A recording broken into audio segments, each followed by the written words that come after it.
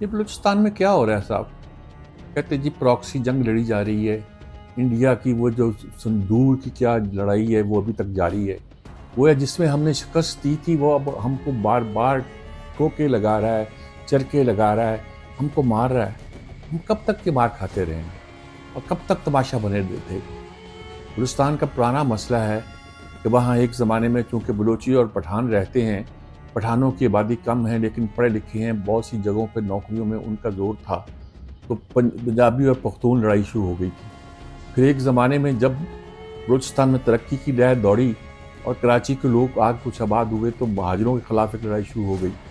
पंजाबियों के खिलाफ तो हर जगह लड़ाई शुरू होती, चाहे मशरक़ी पाकिस्तान हो, चाहे बलूचिस्तान हो, चाहे कोई भी जगह हो, लड़ाई शुरू हो जाती है। अब चुन चुन कर पंजाबियों को मारा जाता है। ट्रेन का वाक़या हो, इससे पहले बस का वाक़या, अब फिर वाक़या है, निकाल के उनका डोमिसाइल देखते हैं, चेक करते हैं और फिर जो पंजाबी होता है उसको अलग करके गोली मार देते हैं, ख़त्म कर देते हैं। अब मरने वालों में 2 लोग अपने बाप के जनाजे पे जा रहे थे और उनके 3 जनाजे उठे, बाप के भी 2 बेटों के। 9 ब्याहता जोड़ा था वो मारा गया। वहाँ मजदूरी कर रहे हैं जनाब, वहाँ लेबर की ज़रूरत है। इतनी बड़ी आबादी है, वो मजदूरी नहीं करते, वो लोग काम नहीं करते, वो कहते हैं बस हमें अफसरी दो, हम तो। और रिजल्ट क्या है? जो लोग रोटी कमाने, रोजी कमाने के लिए नहीं बल्कि वहाँ की तमीर और तरक्की के लिए काम में हिस्सा लेने के लिए भी जाते हैं, वो मार दिए जाते हैं। ये क्या है? कहते हैं प्रॉक्सी वार है। कैसे रुकेगी? खैबर पख्तूनख्वा हो या बलूचिस्तान हो। बलूचिस्तान के बारे में जब किसी को कहा गया कि जनाब ईरान से पेट्रोल आता है और उसका पेट्रोल सक्कर तक बिकता है, सिंध में बिकता है, बलूचिस्तान में बिकता है, जगह जगह बिकता है, सस्ता बिकता है। अभी ग्वादर से प्रोटेस्ट आया था कि जी हमारे ईरान से पेट्रोल आना बंद हो गया है, हम 150 रुपया लेते थे, अब पेट्रोल नहीं मिल रहा। तो इतनी बड़ी मईशत आपने कायम कर रखी है, कोई चीज़ सीधी नहीं है।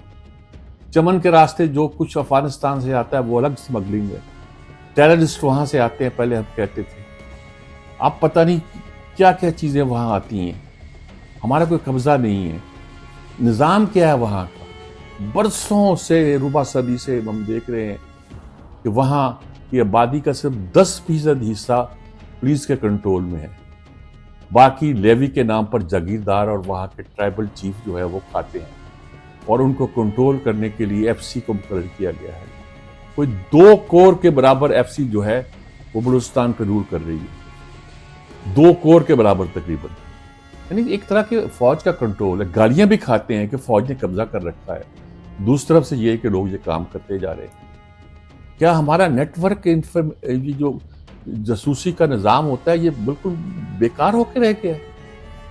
दावा है हम दुनिया के बेहतरीन जासूसी निज़ामों में से एक निज़ाम पाकिस्तान में रखते हैं, फिर भी हम कुछ नहीं कर पाते। बहुत कुर्बानियां दी हमने, कोई इसमें शक नहीं है, कुर्बानियां देते जा रहे हैं। जहाँ से गुलभूषण को पकड़ा है हमने और बार बार कहते हैं नेटवर्क तोड़ दिया हमने, ये कर दिया, हम छोड़ेंगे नहीं, किसी के साथ हमारी ज़ीरो टॉलरेंस है। लेकिन ये वाक़या तो हो रहे हैं ना जी। और ज़रूरत ताकत की, यहीं से ग्वादर को रास्ता जाना है जो चीन से आता है, वो भी कितना पेंडिंग पड़ा हुआ है। कभी कहते हैं ग्वादर में पानी नहीं, कभी कहते हैं ग्वादर में बिजली नहीं, कभी कहते हैं कुछ नहीं, कहते हैं उसे डेवलप भी नहीं किया इन्होंने। कोई कुछ कहता है, कोई कुछ कहता है। सड़कें जो हैं अगर वो प्रोटेक्ट नहीं कर सकते आप, तो क्या तजारत होगी, क्या मसला चलेगा और कैसे प्रोटेक्ट करेंगे? कोई इसकी आपको फिजिबिलिटी बनानी चाहिए। यही हाल खैबर पख्तूनख्वा का है, थानों पे हमले हो रहे हैं, रात को थाने बंद हो जाते हैं, ताले लगा जाते हैं आप शायद उसे। ये क्या नज़्म क्या है, निज़ाम क्या है? मईशत नहीं, मुल्क के अंदर लॉ एंड ऑर्डर की सिचुएशन खराब है।